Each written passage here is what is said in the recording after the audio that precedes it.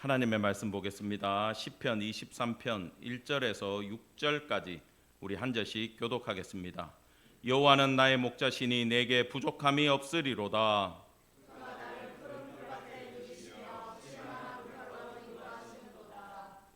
내 영혼을 소생시키시고 자기 이름을 위하여 의의 길로 인도하시는도다.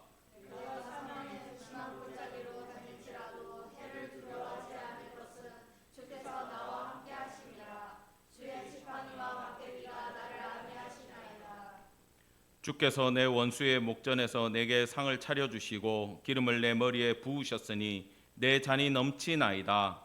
내 평생의 선하심과 인자하심이 반드시 나를 따르리니 내가 여호와의 집에 영원히 살리로다. 아멘. 우리 성군 영신 예배를 더욱더 은혜되고 복되게 할 특별 찬양의 시간을 갖도록 하겠습니다. 우리 이재현 집사님, 장민영 집사님 가정에서 나오셔서 찬양으로 영광 올려드리겠습니다. 나오세요.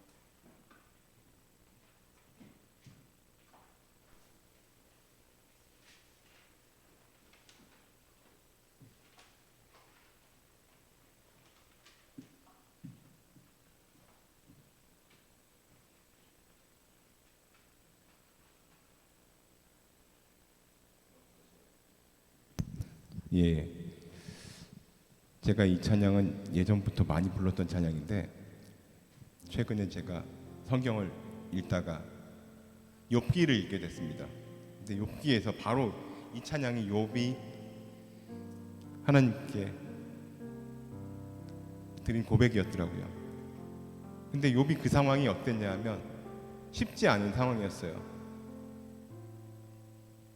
그 많던 재산, 가족들 다 떠나고 자기 몸도 굉장히 아픈 상황에서 욥이 그럼에도 불구하고 정금같이 나아간다는 찬양입니다.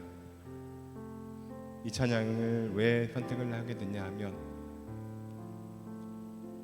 내년 이제 몇 분 남지 않은 내년 우리가 우리의 뜻으로 길을 가는 것이 아니라 주님께서 우리에게 생명의 길을 준비하고 계심을 잊지 말고 우리도 그 길을 정금처럼 나아가길 원하기 때문에 이 찬양을 부르게 되었습니다. 올리도록 하겠습니다.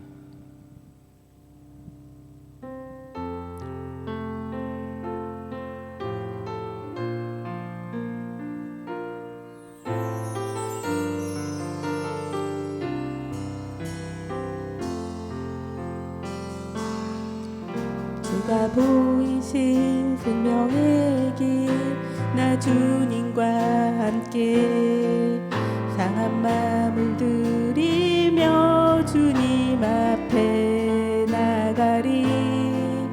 나의 의로움이 되신 주 그 이름 예수 나의 길이 되신 이름 예수 나의 길 오직 그가 아시나니 나를 단련하신 후에 내가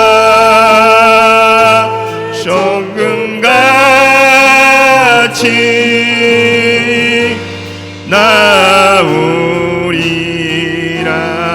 나오리라. 주가 보이신 생명의 길 나 주님과 함께 상한 마음을 들이며 주님 앞에 나가니 나의 의로움이 되신 주 그 이름 예수 나의 길이 되신 이름 예수 나의 길 오직 그가 아시나니 나를 단련하신 후에 내가 정금같이 나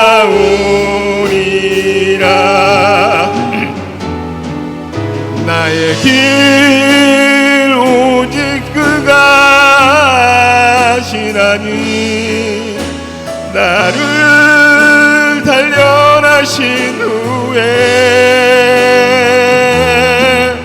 내가 정금같이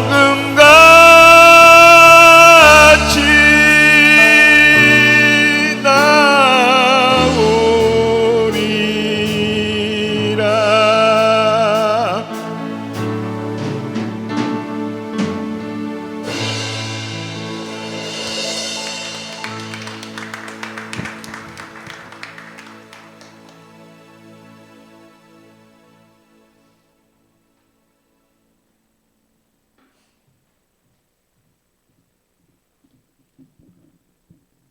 귀한 찬양 너무 감사드리고 그 영혼의 고백대로 주께서 은혜로 회복시켜 주실 줄 믿기를 간절히 원합니다. 아멘. 이 귀한 찬양에 제가 함께 드럼을 칠 수 있어서 너무 은혜를 많이 받았어요. 지금 감사합니다. 새해에는 이 가정에 건강과 더 놀라운 축복이 임하기를 간절히 원합니다. 아멘. 감사합니다. 오늘 말씀의 제목은 내게 부족함이 없습니다입니다. 다 같이 해볼까요? 시작. 내게 부족함이 없습니다. 아멘. 잠언 20장 21절에 보면 이런 말씀이 있어요. 처음에 속히 잡은 산업은 마침내 복이 되지 아니하느니라. 아멘. 이게 이제 무슨 말씀이냐 하면 젊어서 결핍이 없이 승승장구해서 무엇을 붙잡으면 그게 결코 그 사람한테 복으로 돌아오지 않는다라는 뜻이에요. 그래서 옛말에 젊어 고생은 어떻게 한다? 사서도 한다. 요즘 사람들 너무 싫어하는 말이죠. 다들 고생하기 싫고 꿈이 뭐냐 이렇게 물어보면 건물주가 되어가지고 12시까지 잠을 자고 사우나에 갔다가 오후에 골프 치고 맛집 투어하는 게 젊은이들 인생의 소망이랍니다. 그 가능성이라도 있으면 좋겠지요. 근데 대부분 그게 안 되니까 중독이 돼가지고 스마트폰만 보고 이상한 데 빠지고 더 이상 한국도 마약의 청정지역이 아니라면서요. 돈 된다는 것에 세상 사람들은 전부 다 목숨을 걸고 중독되어 가고 젊은이들 너무 걱정입니다마는 우리가 항상 생각해야 되는 건 그런 부분들이 아니라 젊어서 하나님이 또 우리 나이에 허락해 주시는 어려움이 제가 이 세월이 지날수록 말씀에 대한 이해력이 달라지는데 제가 2025년도 시작하면서 받았던 말씀이 있어요. 성경 말씀은 아닌데 한번 따라해 볼까요? 주님이 주신 것은 고난도 축복이다. 주님이 주시면은 고난이든 질병이든 부도든 가난이든 반드시 그 결과가 사랑하는 자녀에게 축복으로 변환된다는 것을 믿기를 간절히 축원합니다. 아멘. 여러분 삶에 결핍이 있어요, 없어요? 다 가지고 있죠. 모두가 약점이 있고 결핍이 있고 어려움이 있습니다. 누구는 돈 때문에, 누구는 건강 때문에 다들 어려움을 가지고 있어요. 그러나 그 결핍은 주님이 주시면 어떻게 된다고요? 전부 다 축복으로 변환된다라는 것을 기억하시고 오히려 그 어려움을 통해 나의 길 주가 아시나니 그가 나를 단련하신 후에는 그 찬양처럼 하나님을 나의 목자 삼을 절호의 기회인 줄 알고 그 어려움을 통하여 하나님을 붙잡는 성도 되기를 간절히 축원합니다. 아멘. 자, 이제 한 해가 5분밖에 남지 않았는데 저는 그걸 별로 안 좋아해요. 시간 되면은 여기 카운트다운 해가지고 땡 하고 뭐 축복하는 거 이런 거 굉장히 안 좋아합니다. 우리는 그거 없이 그냥 말씀 들으면서 해가 바뀌는 거예요. 예. 1절 다 같이 보겠습니다. 시작. 여호와는 나의 목자시니 내게 부족함이 없으리로다. 아멘. 여러분, 여호와가 나의 목자 되신다라는 믿음이 내 안에 있으면 저는 더 이상 오늘 설교를 안 해도 돼요. 그러나 이 믿음을 갖게 되는 것이 정말 쉽지 않아요. 근데 여러분의 모든 삶의 모든 문제들, 모든 해결되어야 될 것, 또 여러분이 받을 축복까지도 이 한 구절 안에 전부 다 종속되어 있다라는 걸 기억하기를 바랍니다. 그래서 여러분, 여호와가 나의 목자시니 내게 부족함이 없다라는 걸 자녀들한테 쇠뇌시키라는 게 아니라 이게 무의식 중에도 내 고백 가운데 나와야 돼요. 제가 시간이 좀 더 있었으면 이거 현관문에 붙일 거 내가 만들어 드렸는데 나중에 한번 검색해 봐요. 아마 나올 거야. 시편 23편 1절이면 더 좋고 전체 다가 있어도 어디 문, 현관문, 방문 들어가고 나가는데 저는 이 말씀이 다 붙어 있었으면 좋겠어요. 우리는요, 이제 나이가 드니까 얼마 전에 아는 목사님 전화가 왔어. 예전에 그분이 이제 대만 선교사님 출신인데 지금 한국에 계시는데 대만에서 이제 들어오신 집사님들 모임이 있어가지고 나갔대요. 전부 다 이제 50 넘으셨어. 그리고 이제 60 넘은 분들도 있고 3시간을 얘기했는데 대화의 90%가 아프다는 얘기였대. 여기 아프고요, 어디 아프고요, 어떻게 했더니 나았고 비타민 뭐 드세요? 메가도스 어쩌고 저쩌고 3000ml 때려 넣어야 돼. 비타민 B를 빠뜨리면 안 돼. 칼슘 마그네슘도 먹어야 돼. 지금 몇 번 먹으니까 속이 안 좋은 것 같아. 너무 많이 먹으니까. 어떤 사람은 홍삼이 받는다더라. 누구는 여기가 아프고 병원은 어디가 잘하고. 대화의 전부가 아픈 이야기예요. 여러분, 눈 뜰 때 여호와는 나의 목자시니 내게 부족함이 없습니다. 이게 무의식 중에 나오기를 간절히 축원합니다. 여러분, 누가 이제 질병으로 입원을 하게 되면 의식이 왔다 갔다 하는 어르신들 있잖아요. 그래, 한 장로님이 입원을 했는데 저도 들은 얘기예요. 그냥 의식이 없는 상태에서 이 장로님이 중얼중얼 거리더래. 계속 대답도 안 하는 분이. 그래서 간호사가 놀래가지고 귀를 요래 갖다 대고 들었대요. 뭐라 그랬는지 아세요? 뭘 것 같아요? 미스김 이런 거 나오면 큰일 나는 거야 이제. 그 이야기 듣는데 무의식 중에 뭐가 반응할지 모르니까 엄청 걱정이 됐대. 그 이야기를 전해 들을 때. 근데 다행히 그 장로님이 의식이 없는데도 중얼중얼거린 내용이 뭐냐? 여호와는 나의 목자시니 내게 부족함이 없습니다. 이걸 계속 하고 계시더래. 할렐루야. 제가 그 이야기 듣고 얼마나 은혜 받았는지 몰라요. 근데 우리는 무의식 중에 눈 뜰 때 뭐라 그럽니까? 아이고 허리야. 오늘은 이쪽 어깨가 아프고. 출근하면서 출근하기 싫다. 집사님들 그래요 안 그래요? 이렇게 반응이 안 좋으면 나만 그런 게 되는데. 아침에 눈 뜰 때 여러분 여호와 하나님 찾기를 간절히 축원합니다. 아멘. 무의식 중에 이게 나오셔야 돼. 자, 그런데 여호와가 나의 목자 되시기 때문에 부족함이 없다. 부족함이 없는 이유는 누가 목자기 때문에?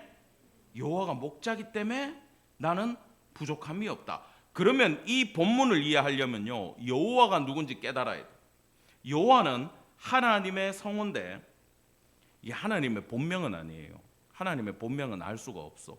그런데 하나님이 나는 여호와라고 나타내실 때의 모든 상황은 뭐냐? 따라합시다. 언약의 하나님. 예. 출애굽기 6장에 보면 이거 참고하시라고 제가 찾아놨어요. 하나님은 항상 내가 여호와라고 백성들에게 알려줄 때는 언약을 하셨고 그걸 이루어 가실 때, 아시겠어요? 약속 지킬 때.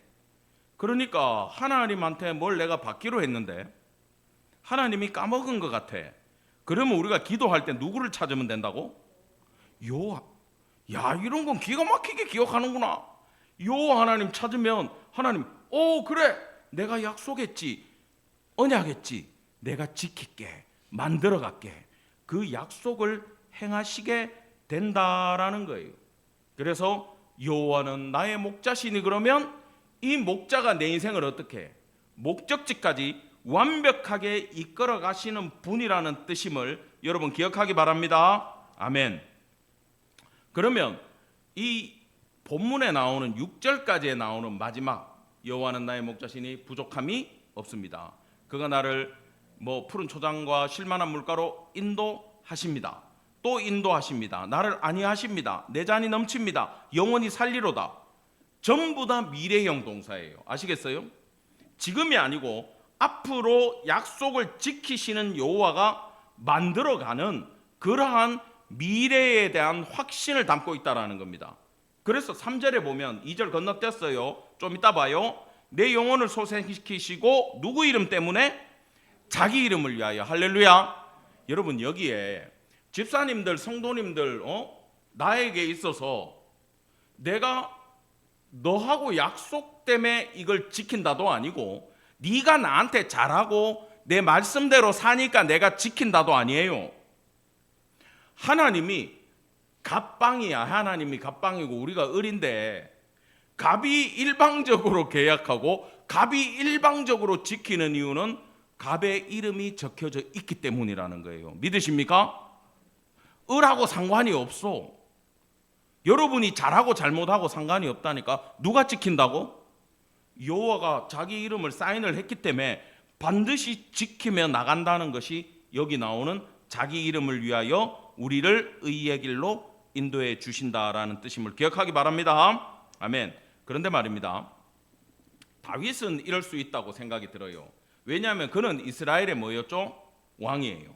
보통 왕도 아니고 다윗 왕국. 지금도 이스라엘은 다윗의 별을 국가의 깃발로 사용하고, 누구에게 물어봐도 최고의 왕이 누구였습니까? 그러면 다윗이죠라고 지금도 이스라엘 모든 사람들은 얘기를 해요. 그는 놀랍게 파워풀한 왕권을 가지고 있고 군권을 가지고 있었고, 주변 모든 지역을 다 통일해 가지고 완벽한 통일왕국, 조공받는 나라, 부강한 나라를 만들었던 왕이었어요. 아니, 그 정도 되니까 부족함이 없다고 할 수 있지라고 우리는 생각해요. 근데 그렇지 않습니다. 그건 우리가 그의 스펙만 보는 거예요. 그의 삶은 실제적으로요, 여러분, 그가 16 정도 나이 때 광야에서 양을 쳤다 그러고, 사무엘이 우리 주일날 이제 다음 주에 배우죠. 제사 지내러 왔는데 다윗만 있어요, 없어요? 그 집에 없어. 손님이 와가지고 식사를 하는데 그 아들을 부르지를 않아요. 어떤 신세인지 알겠습니까? 예? 광야에서 양을 친다 이러면은 여호와를 만끽했겠네, 이렇게 얘기하시면 안 돼. 우리 성탄절에 목자들에 대해서 배웠어요, 안 배웠어요? 배웠죠. 증인의 자격도 없는 인간 이하로 취급하는 직업이 다윗의 직업이었다라는 거예요. 얼마나 힘든지 알겠죠? 그의 일과는 사자와 곰과 늑대들 때문에 목숨 걸고 살았다라는 겁니다. 그리고 골리앗을 물리치고 백성들의 칭송을 받고 왕궁에 들어가 가지고 장군이 됐음에도 사울이 질투해 가지고 창을 던지고 죽이려고 하고, 특공대 3,000명 상비군을 늘 다윗 뒤에 붙여 가지고 그를 죽이려고 쫓아다녀요. 몇 년 동안? 10년 동안. 여러분, 지명수배 생활하는 분들 못 만나봤죠? 만나보신 분? 아직 인생의 경험이 별로 없으시구만. 저는 많이 만나봤습니다.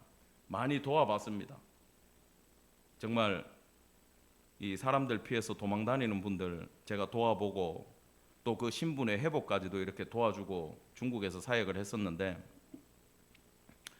이런 말도 못해요. 잠도 제대로 못 주무세요. 불안해가지고. 소리만 나면 놀래. 해외에서 살고 공산국가에 사는데 여권이 없어. 그 아파트 수입만 만나도 긴장한다니까, 이런 분들은. 그 정도가 아니라 국가에서 대통령령으로 특수부대를 동원해서 다윗을 잡으러 다니고, 그의 목숨이 경각에 달한 게 수없이 많았어요. 근데 외국으로 도망도 못 가게 했잖아. 하나님이 다시 유다로 돌아오라 그랬잖아. 여러분 유튜브에 유다 광양 한번 검색해 보세요. 얼마나 황량한지. 다윗이 거기를 10년을 도망 다녔다니까. 그런데도 결핍이 없고 부족함이 없는 삶이었나요? 아니에요. 왕이 되고도 편했는 줄 아세요? 그 죄 한번 지어가지고 자식들이 그 죄를 답습하는데 다윗이 아주 학을 뗍니다.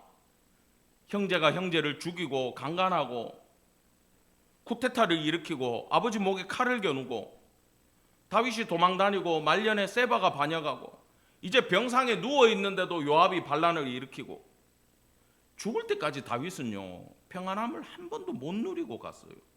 그런 다윗이 말년에 그래도 정신이 있을 때 자기 인생을 이렇게 되돌아보니까 여호와가 내 목자시니 내가 부족함이 없었습니다 라고 고백을 했어요.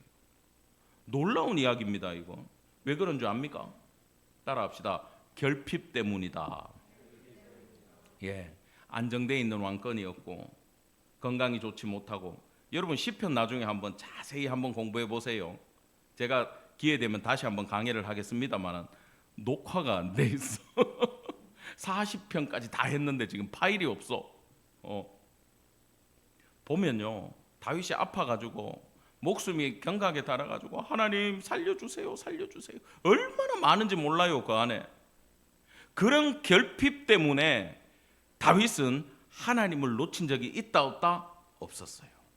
도망갈 때도 여호와를 붙들고 도망가서도 여호와를 붙들고 매 순간 하나님 오늘 살아갈 힘을 주십시오. 오늘 해 뜰 때부터 해 질 때까지 견딜 수 있는 힘을 주십시오. 그렇게 울면서 다윗이 하나님을 붙들었기 때문에 목자 삼았기 때문에 그의 삶 우리의 시선에는 결핍투성이었지만 그는 여호와로 말미암아 그 어떤 부족함이 없는 삶을 살았다라는 걸 여러분 기억하는 성도 되길 바랍니다. 예. 부자 청년이요 예수님 앞에 나와가지고 자기는 말씀을 지켰다 그러잖아요. 십계명 지켰다 그랬잖아요.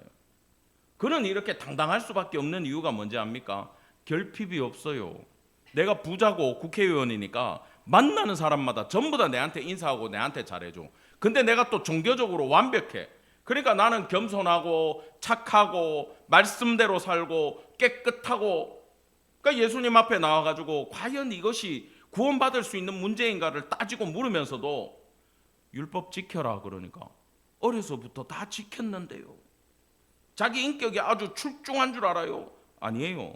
그 친구가 돈이 있기 때문에 상대방들이 잘해준 거예요. 이 친구는 돈이 있기 때문에 사망의 음침한 골짜기를 갈 필요가 없어. 왜? 돈이 지켜주잖아요. 여호와 나의 목자가 될 필요가 없어. 누가 목자예요? 돈이 목자였던 거예요. 그래서 놀라운 예수 그리스도가 이 땅에 오셔가지고 30년 정도밖에 안 계신 시간 동안 그는 예수를 만났지만 구원받을 수 없었고 예수의 제자가 될 수 없었던 것은 그의 삶에 결핍이 없었기 때문임을 여러분 기억하기를 간절히 바랍니다. 예, 결핍이 절대 나쁜 게 아니에요. 다윗의 삶은요 그의 고난은 시편 34편으로 끝나요. 이것도 시간 관계상 다 설명을 못 하겠는데 여러분 기억만 하시기 바랍니다. 6절만 같이 읽겠습니다. 시작. 이 공고한 자가 부르짖음에 여호와께서 들으시고 그의 모든 환난에서 구원하셨도다. 아멘. 자기가 어떤 자라고요? 공고한 자. 지금 당하고 있는 일은 환난. 우리가 당하는 건 환난이 아니에요. 제가 오늘 운전해가지고 교회 오면서 집사람한테 야 지금 우리나라도 정말 이 환율 때문에 그렇고 경제 때문에 살기 힘든데 조선시대 때 어땠겠냐? 그러니까 사람들이 60을 못 넘기지. 그러니까 환갑잔치 해주지. 그죠? 맨날 병자호란이니 임진왜란이니. 여러분 그 정도 전쟁 터져가지고 왕이 도망가야 그게 환란입니다. 다윗은 어떤 상태라고요? 환란을 당한 공고한 자라는 것이 다윗을 설명해 주고 있다는 거예요. 여러분 그런데도 부족함이 없다라는 건 하나님을 붙들었기 때문이라 그랬잖아요. 여러분 예를 들어 우리가 지금 모르는 장소에 가야 돼요. 저도 오늘 모르는 지역을 이렇게 찾아갔는데 길 아는 사람한테 제가 전화해서 물어봐서 내비를 찍고 그렇게 찾았어요. 왜냐하면 너무 복잡해 거기 서울이. 근데 예를 들어 내가 집사님 집을 찾아가는데 내가 길을 몰라요. 운전도 미숙해. 그러면 내가 누구 차 타면 돼요? 집사님 집에 가는 그 차 얻어 타면 어떻게 돼요? 아무 걱정 없이 다이렉트로 그 집에 딱 꽂히는 거 아닙니까? 그죠? 여러분 신앙생활이 이거예요. 우리의 인생길 도착지를 아는 하나님을 딱 모신 차를 타버리면 어떻게 됩니까? 다이렉트로 바로 목적지까지 간다라는 거예요. 이 원리가 뭐냐? 따라합시다. 하나님의 임재를 경험하는 길이다. 이제 여러분 인생에 하나님의 임재가 딱 있으면은 이게 전제가 되면은 아무 걱정이 없고 부족함이 없다라는 거예요. 왜 기도하라 그러는 줄 알아요? 왜 말씀 보라 그러는 줄 알아요? 성령의 임재를 경험하라고 말씀 읽으라는 거예요. 성령의 임재를 경험하라고 기도하라는 거예요. 또 내 이야기만 하지 말고 주님 얘기 좀 들어줘야 돼. 시간을 잘 배정해가지고 해야 돼요. 왜 죄를 멀리하라 그래요? 주님의 임재가 주님은요 뒤끝도 있지만 주님 송곳니가 굉장히 강해. 아 이거 내가 내 자녀로 물어버리겠다고 콱 물어버리면 절대 도망을 못 가요. 이건 그 강한 이렇게 표현해서 죄송합니다. 이렇게 꽉 독수리 발톱처럼 물어가지고 말 안 들으면 털어가지고도 주님은 끌고 가시지 절대 놔주는 법이 없어요. 여러분들을 믿으십니까? 예, 이게 임재인데 죄를 짓지 말라는 건 여러분 죄 지으면 구원 받아요 못 받아요? 도리도리 하면 안 돼. 성도는 죄 지어도 구원 받아요. 여러분의 죄의 힘이 셉니까? 예수의 보혈의 힘이 셉니까? 보혈의 힘이 세지. 근데 죄 지을 때마다 이렇게 생각해요. 내가 또 예수님을 뭐 한다? 십자가에 못 박고 있구나. 이거 농담 아니에요. 우리가 죄 지을 때마다 예수님 십자가에 못 박고 우리가 고개를 돌리고 주님 좀 나 쳐다보지 마세요 그러고 사춘기 애들처럼 중2처럼 성질을 부리지만 하나님이 움켜잡은 그 강력한 힘 있는 오른손은 우리를 놓는다 놓지 않는다? 놓지 않는다. 그럼 죄 지으면 단점이 예수님 입장 굉장히 아프고 죄송스럽지만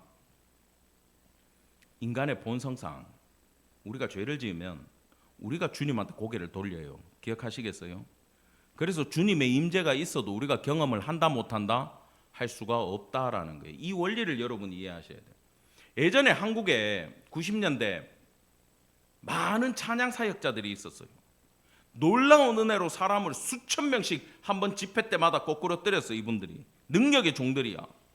근데 다 그런 건 아닌데 몇몇 리더들이 그분들은 전부 다 키 크고 잘생기고 노래도 잘해. 완전 반대죠 저랑은. 가연아 엄마 입 좀 막아라. 설교를 못하겠다. 그 얼마나 다행인지 몰라 나는. 딱 맞다니까. 근데 이제 이분들이 굉장히 우리 속된 말로 잘나다 보니까 많은 여성들이 이 사역자들을 가만히 두지를 않았어. 근데요 나중에 시간이 지나고 보니까 이분이 찬양할 때 우리가 놀라운 은혜를 경험하고 성령의 임재를 맛봤는데 이 인도자는 그때 바람 피우고 있었다? 놀랬죠? 아니 인도자가 바람 피우는데 성도가 어떻게 은혜를 받아요?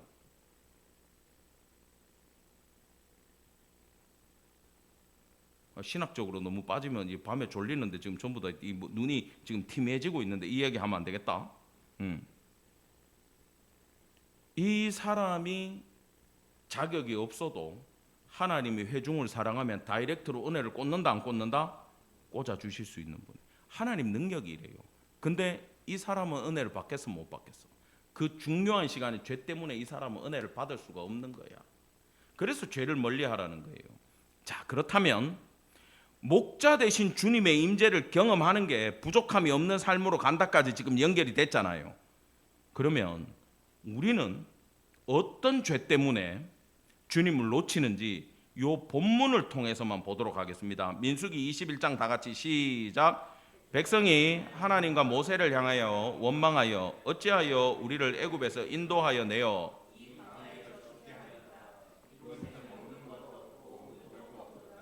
우리 마음이 이 하찮은 음식을 싫어하노라 하매.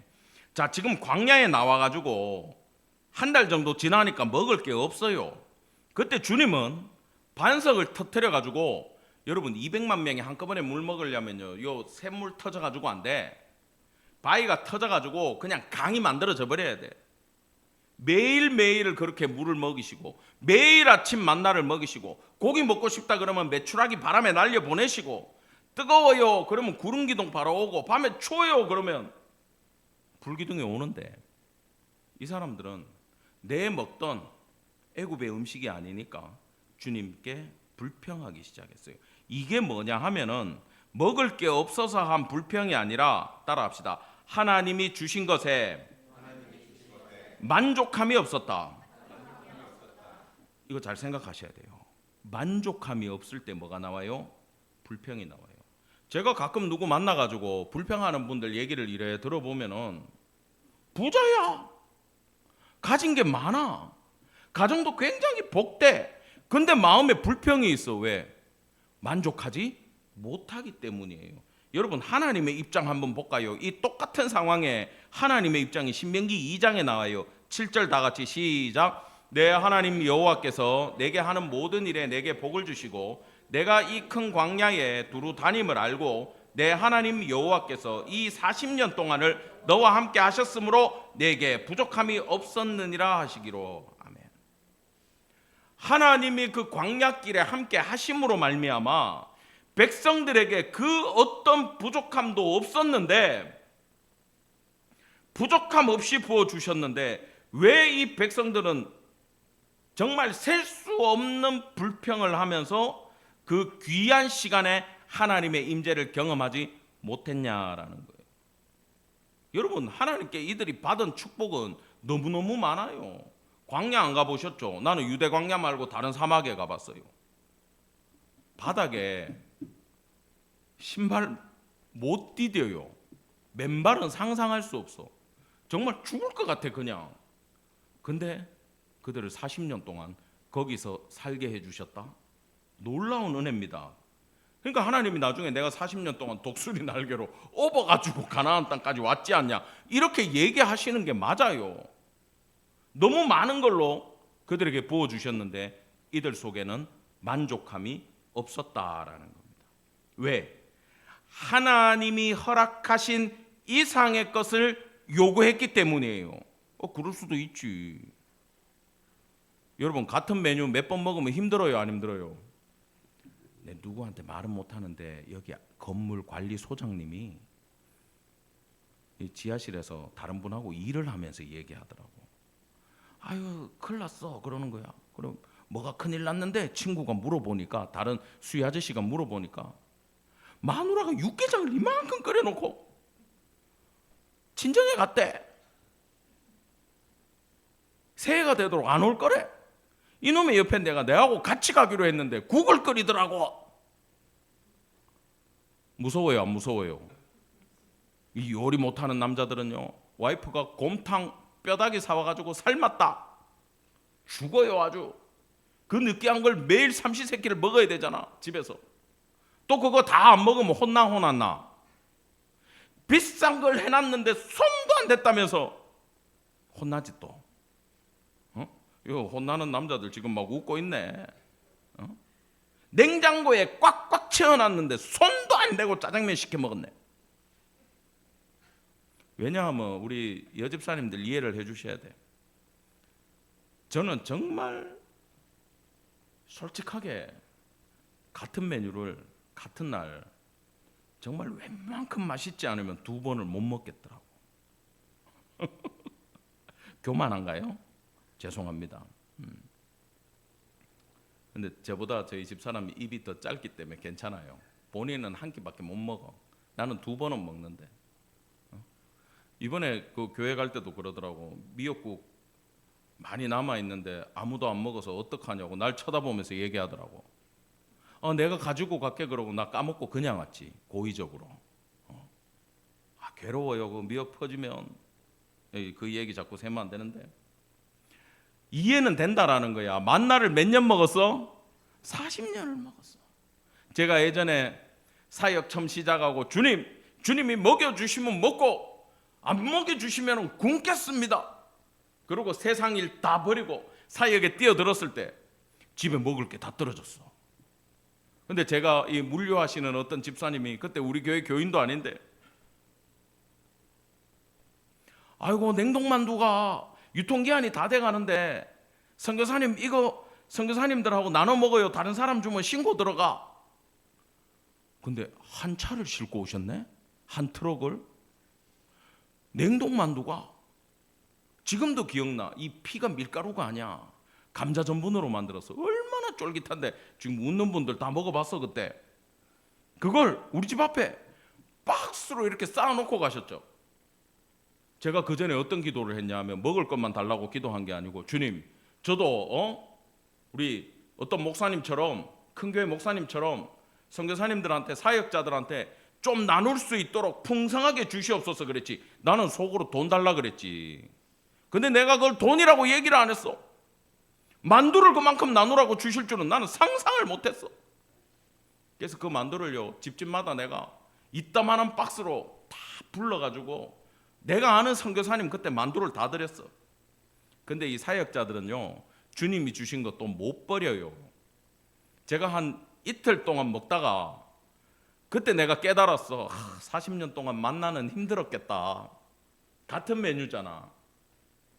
근데 일주일 뒤에 지금 마다가스카르 계신 박 목사님하고 사모님이 놀러 오셨는데 사모님이 그러더라고. 교회에서 첫날은 쪄먹었어요. 그 다음에는 물만두 해먹고요. 이거 몇 번 해먹다 보니까 메뉴가 안 나와가지고 다음에는 다 으깨가지고 부침개처럼 구워서 먹었는데, 일주일을 그렇게 교회 형제들하고 아프리카 형제들하고 먹다 보니까 만두 냄새만 나도 5바이트가 올라온대. 그게 5바이트까지 딱 일주일 가더라네 사모님 얘기가. 나는 2끼를 못 먹는다 그랬잖아. 근데 내가 이틀을 먹어냈어. 그때 내가 광야의 백성들을 생각은 했다고.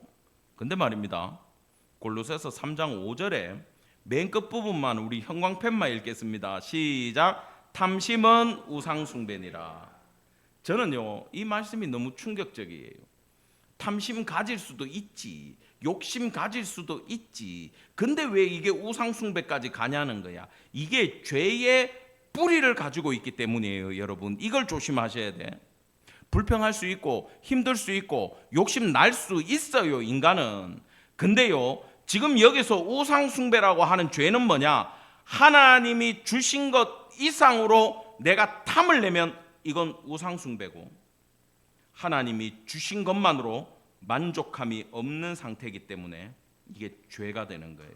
믿으십니까? 기억하시기 바랍니다. 이게 왜 우리가 자꾸 속냐하면 처음에는 감사해요. 주셔서 감사하고, 여러분은 목회를 안 하니까 극단적인 어려움은 안 겪어봤잖아. 나처럼 극단적인 상황에 정말 기도대로 말씀대로 내 생각대로 하나님이 공급해 주시면 놀라운 은혜를 맛볼 수 있어요. 근데 문제는 뭐냐, 이게 다른 사람하고 비교가 돼요. 누구한테는 돈을 주고, 그때 누구는 한국에서 후원을 너무 많이 받아가지고 선교사님들한테 아이패드 맥북 현금 100만 원씩 막 이렇게 돌렸대. 근데 저는 뭐 돌렸다고요? 난 만두 돌렸다니까. 내가 만두 달라고 얘기를 했어? 나도 나눌 수 있게만 해달라 그랬지. 그래 내가 기도를 자세하게 해야 되는구나. 그 목사님은 자세하게 했구나. 나도 다음부터는 자세하게 해야지. 근데 여기도 탐심이 들어가니까 안 주시더라고. 여러분 하나님이 때를 따라 돕는 은혜도 있지만 여러분 때를 따라 공급하심을 믿기를 간절히 축원합니다. 근데 누가 이걸 끌어대냐면 사탄이 끌어대요. 더 가난한 사람들 봤을 때는 여러분의 삶도 너무 부자인데, 집사님들 삶이 내가 볼 때는 다 부자들이야. 근데 왜 만족함이 없을 때가 있는가? 따라합시다. 더 부자들하고 이런 거 또 안 따라간다. 더 부자들하고 비교되기 때문이다. 사촌이 땅 사면 배 아프고 이런 거 따라하지 마. 친구가 차 바꾸면 배 아프고, 누가 집 한 채 더 샀다 하면 열받고, 누가 유산 물려받으면 화나고. 부럽긴 해 나도. 근데 여러분, 우리는 뭐만 생각해야 되는지 아세요? 누구와? 하나님과 또 누구? 나. 이 관계만 생각해야 돼요. 그래서 하나님 안에서 생각하는 방법을 찾기를 간절히 원합니다. 주님과의 관계에서 때를 따라 이끌어 가시는 게 뭐냐 하면은 바로 양과 목자의 관계이기 때문에 탐심을 부리면 안 된다라는 거예요. 여러분, 도둑질하지 말라가 왜 십계명에 있는지 좀 충격스럽지 않습니까? 그게 뭐라고? 도둑질 할 수도 있지. 물어주면 되지. 이게 그 몇 개 안 되는 10개밖에 안 되는 규율에 우상숭배 뭐 이런 거 하고 도둑질이 같이 들어있어요. 왜 그래요? 여러분, 도둑질은요, 따라합시다. 나타나는 현상이다. 도둑질은 그냥 나타나는 현상이야. 진짜 핵심은 뭐냐 하면은, 간음도 그렇고 다 똑같아요. 제가 하나님이 주신 것에 만족함이 없을 때, 여러분 부모한테 효도 왜 못해요? 아버지가 나한테 해준 거 뭐 있어? 엄마가 나한테 해준 게 뭐 있냐고? 낳아줬고 키워줬으면 됐지. 그지? 그렇대. 이름 얘기할까 봐 쫄아가지고. 부모가 재벌이 아니니까 내한테 만족감이 없는 거야. 그래서 효도를 안 해요. 아시겠어요? 도둑질 왜 해요? 하나님이 주셨는데 여기에 만족함이 없으니까 내 힘으로 뭔가 쟁취하려고 하고, 내 뜻대로 갖고 싶은 걸 가지려고 가다 보면 어디까지 간다고? 도둑질, 강도질까지 가는 거야. 거짓 증언까지 가는 거야. 모든 걸 탐하게 되는 거예요. 이건 뭐냐? 하나님을 가리는 죄가 되고, 하나님을, 내 속에 있는 하나님을 대체하는 죄가 되어버린다는 거예요. 송구 영신 예배 때 하기에 좀 심오한 말씀인데 정신 바짝 차리고 듣기를 바랍니다. 근데 여러분, 이 탐심의 죄, 우상 숭배의 죄를 이겨내는 유일한 방법이 뭐라고요? 문에 붙여놔야 될 시편 23편 1절이라고. 여호와가 내 목자 되면 그분이 나를 이끌고 갈 거기 때문에 나는 탐심을 부릴 필요가 있어 없어? 없어. 이게 핵심인 거예요. 자, 다시 2절로 돌아와서, 그가 나를 푸른 풀밭에 누이시며 쉴만한 물가로 인도하시는도다. 여러분, 학자들한테 물어보고 내가 유튜브 검색해 보니까 이스라엘은 푸른 풀밭 쉴만한 물가가 없어. 봤어요? 그 지도에서? 없잖아. 전부 다 그냥 광야라니까. 근데 비슷한데 내가 가보니까 이 광야라는 데가 풀이 듬성듬성 있어. 그러고 말랐어. 푸른 풀밭 없어. 근데 목자들 얘기를 들어보면요, 이 지역에 풀이 있어가지고 먹여요. 그러면 팀워크로 일해야 돼. A팀, B팀이 있으면 A팀이 B팀 양까지 같이 봐주고 있는 동안 B팀의 목자는 돌아다녀야 돼. 빨리 어디? 다음 목처지를 찾아서 가서 신호를 보내면 몰고 가서 그 다음 양을 먹이고, 그때 또 어디로 가야 돼? 이 집 나오면 한참 돌아다녀야 된다니까. 풀이 없기 때문에. 근데 문제는 물이 더 문제야. 여기 쉴만한 물가는 우리 겨울 뭐 졸졸 흐르는 거 그림에 보면 나오잖아. 양들 거기서 풀 뜯고 있고 물 마시고 있고. 이스라엘에 가면 이게 없다니까요. 그리고 영어 성경에는요, 쉴만한 물가 없는 거 알았어. 미국 사람들은. 그 번역을 어떻게 했냐면, 따라합시다. 조용한 물. 조용한 물이 뭘까요? 샘, 옹달샘? 옹달샘은 있을까? 그 광야에. 여러분, 이 양의 특징을 알아야 되는데, 이것도 선교사님들 중에 이 양과 목자의 관계를 이해하려고 목축을 해본 분한테 내가 얘기를 들었어. 그래, 양들의 특징을 이렇게 보니까 눈이 초근시야. 여기 있는 것밖에 못 본대. 그러니까 땅바닥을 못 보니까 얘들이 머리를 어떻게 하고 다녀요? 항상 풀 뜯고 땅바닥 쳐다보고 걸어가요. 그러면 돌에 코를 박아 안 박아? 박지. 그 요 얼굴에 털이 없어. 또 사람도 그렇잖아. 근데 여기 상처가 나니까 뭐가 날아와? 벌레들이 날아와 가지고 여기에 자꾸 꼬이는 거야. 그 뒤에 보면 기름으로 내 머리에 바르시고 하는 게 왜 나와요? 아이고 아프지 마라, 벌레 썰지 마라, 아이고 여기 상처 났네. 양들을 실제로 그렇게 목자들이 얼굴에 기름을 발라줘야 돼요. 또 겁이 많아요. 얘들이 성질은 또 나빠. 추운데 같이 모이면 따뜻하잖아. 근데 양들은 춥네, 니도 한번 추워봐 그러고 지 혼자 있어. 그래가지고 털이 많은 거야 얘가. 근데 양을 볼 때마다 자꾸 왜 나는 내가 떠오르지? 겁이 많고 다리가 짧아. 도망을 못 가. 몸은 또 어때요? 굵어. 이렇게 생겼어. 엄지손가락처럼. 그러니까 겁은 많아가지고 폭포수같이 물이 쫙 내려오가 밑에 가가 먹으라 하면 얘들이 먹어요 못 먹어요? 못 먹어. 물기를 따로 졸졸졸졸 내줘가지고 웅덩이를 요렇게 만들어줘야 고여있는 물만 먹기 때문에 쉴만한 물가가 아니라 조용한 물이, 흐르는 물을 마실 수가 있다 없다? 못 먹어. 얘들이 대범하게 물에 뛰어들 때는요 못 봐서 들어가는 거예요. 그거는 용감해서 들어가는 게 아니라. 근데 그 물기를 만들어서 고여있는 물을 만들고 물을 먹이는 것도 누구의 일이라고? 목동들의 하는 일이라는 겁니다.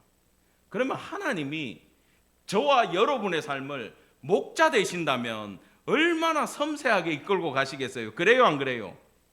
그래서 아까 얘기했죠? 주님이 허락한 건 고난이라도 뭐라고? 축복이라는 거야. 왜? 그 길 말고는 우리에게 방법이 없기 때문이라는 거예요. 4절 다 같이 시작. 사망의 음침한 골짜기로 다닐지라도 해를 두려워하지 않을 것은 주께서 나와 함께 하심이라. 주의 지팡이가 막대기가 나를 아니하시나이다. 이게 제일 어려워. 이거 설명하려고 여기까지 왔어. 자, 목자가 있는 양인데 왜 사망의 음침한 골짜기로 우리를 끌고 가겠어요? 왜 그럴까? 이게 심각한 얘기거든. 근데 풀을 먹이다 보면 저지대에 풀이 없어. 그럼 어디로 가야 돼? 고지대로 가야 돼. 그럼 이 계곡을 따라 올라가는데 그 길이 여기 나중에 한번 검색해 봐요. 이게 정말 힘든 골짜기야. 올라가면 우리 뭐 숨 넘어간다 해가지고 깔딱고개, 눈물고개 이런 말 있잖아요. 이게 목자들 사이에 있어요. 눈물고개를 지나가야 뭐가 있다? 고산지대에 물도 있고 풀도 있는 거야. 그러면 양 입장에서는 그걸 알아요 몰라요? 모르겠는데 짧은 다리로 계속 뭘 타고 올라가야 돼? 계곡 산길을 요래 가야 돼. 근데 옆은 뭐요? 벼랑이야. 떨어지면 죽을 것 같아. 근데 양 입장에서 방법이 없어. 후진도 안 돼. 뒤에 계속 따라온다. 그러면 그 짧은 다리로 이제 산을 타고 피도 나고 막 상처도 나고 숨도 넘어갈 것 같고 입술도 말라 부르트는데 목자가 가니까 따라가야 돼 안 가야 돼? 끝까지 그 계곡을 따라서 올라가야 돼. 근데 그거 올라가다 보면 밑에서 피둥피둥 찐 살도 어떻게 돼? 빠지고 근육도 생기고 힘도 붙고 정신도 맑아지고 목자 뒷꽁무니만 쫓아가다 보니까 목자하고 어떻게 돼? 친해지고 약한 양들은 누가 안아주겠어? 목자가 안고 올라가고 어깨에 지고 올라간다는 거예요. 그래 또 집 나가는 양들 있잖아. 그럼 또 목자가 잡으러 가. 그래서 끝까지 그 양들을 이끌고 눈물 골짜기를 넘어가기 때문에 여기 나오는 주께서 나와 함께 하시며 주의 지팡이와 막대기가 악한 게 오면 막아주고 말 안 들으면 두들겨 패서라도 눈물의 골짜기, 박하의 골짜기로 우리를 끌어들이시고 반드시 목적지로 가게 하신다라는 거예요. 그래서 성도들은 고난과 환난 중에도 하나님께 반드시 부르짖기를 간절히 축원합니다. 아멘. 결핍을 주시는 이유 자체가 하나님과의 관계 때문이라는 거예요. 부자 청년이 주님을 만날 수 없던 이유도 결핍이 없었기 때문이라는 겁니다. 자, 주께서 내 원수의 목전에서 상을 차려주신다. 다 끝나갑니다. 이 상은 아라크라는 말인데 보통 상이 아니에요. 여러분 이 본문은 여러 가지 의미가 있는데 우선 광야에서 주님이 상을 차려주셨어요. 적들은요, 애굽에서는요, 가나안인들은요 사막에 들어가지고 뺑글뺑글 도니까 곧 죽겠구나 비웃는데 점점 강해져. 한 명도 손실이 없어. 왜? 하나님이 지키시고 먹이셨기 때문에 원수들 앞에서 놀라운 상을 차려주셨어요. 다윗의 삶을 봐도 하나님이 놀라운 대접을 다윗한테 해주셨어요. 그래서 이건 성경에 예가 너무 많아요. 우리가 믿어야 할 건 하나님은 여러분을 먹이시고 공급하시고 회복시키시고 치유하시는 하나님, 여러분에게 상을 베풀어 주시는 하나님임을 믿기를 간절히 축원합니다. 더 놀라운 게 뭐냐? 여러분, 내게 부족함이 없습니다 해서 지금 이 끝에 어디까지 갔어요? 내 잔이 넘치는 단계까지 가요. 이 본문이 그렇게 놀라워요. 처음에는 주님 감사합니다, 이렇게 나를 회복시켜 주시고 살려주셔서 감사합니다 하다가 여러분 노년에 가서 생각해 보면 주님, 내가 받은 은혜가 나한테 족하다가 아니라 넘쳤습니다. 주님, 제가 지금 선교지에서 중국에서 삶을 생각하면 저 과한 은혜를 경험했다라고 여기 앞에 계신 모 집사님이 그렇더라고. 우리 목사님 거기서의 생활을 사모님은 상상도 못하겠지. 평생에 그런 시절이 있을까? 얼마나 많은 은혜를 받았는지 축복을 받았는지 상상할 수 없어요. 지금 생각해도 가끔 생각나. 그때가 좋았어. 그때 우리 성도님들은요, 제 힘들다고 한 달에 한 주를 수요예배 금요 기도회를 빼주셨어. 할렐루야. 대답 안 하는 거 봐라. 아이, 제가 열심히 할 거예요. 여기서는 걱정하지 마세요. 그런데 말입니다, 하나님이 사랑하는 여러분들에게 눈물 날 일을 왜 만들어 주실까요? 저는요, 여기 계신 성도님들의 삶에 하나님이 힘든 일을 경험하게 하실 때 제가 여러분들을 위해서 중보기도 하다 보면 여러 가지 뜻이 그 안에 있지만 제일 큰 게 여러분이 그 고난의 길을 통과하고 아주 안전한 여호와의 집에 거하는 삶을 살 때 주변에 있는 여러분에게 맡겨진 어려움과 고통 가운데 있는 자들을 위로할 수 있는 능력을 지금 주고 계신다는 것을 믿기를 간절히 축원합니다. 아멘. 마지막 절입니다. 다 같이 읽겠습니다. 시작. 내 평생의 선하심과 인자하심이 반드시 나를 따르리니 내가 여호와의 집에 영원히 살리로다. 아멘.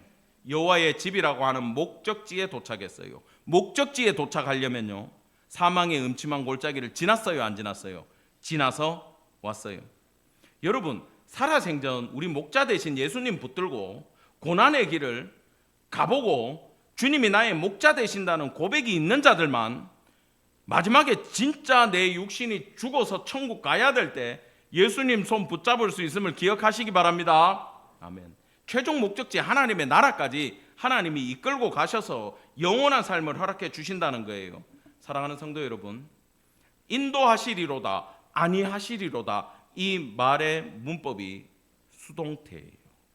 내가 노력해서 인도함을 받는 게 아니고 내가 노력해서 평안을 누리는 게 아니라 누구로 말미암아? 목자 되신 하나님으로 말미암아 내가 누린다는 거예요. 그래서 여러분 삶에 그 어떤 삶의 환경과 조건이든 주권이 누구에게 있다? 여호와 하나님께 있음을 여러분 믿으시고, 비록 박하의 골짜기를 걸어간다 할지라도 버텨내고 믿음으로 승리하기를 간절히 축원합니다. 그리고 새해에 주신 것 이상으로, 허락하신 것 이상으로 절대 탐심을 내지 말고 오히려 감사함으로 새해를 맞이하시기를 간절히 원합니다. 아멘.